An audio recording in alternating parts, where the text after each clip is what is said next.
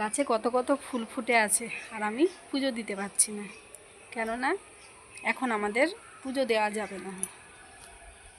তো হ্যালো বন্ধুরা, তোমরা সকলে কেমন আছো? আশা করি সকলেই ভালো আছো। সকলকে জানাই শুভ সকালের অনেক অনেক শুভেচ্ছা। আর আজ সোমবার হলেও আমি আজকে মহাদেবের মাথায় জল দিতে পারবো না। আর দেখো কত ফুল ফুটেছে গাছে।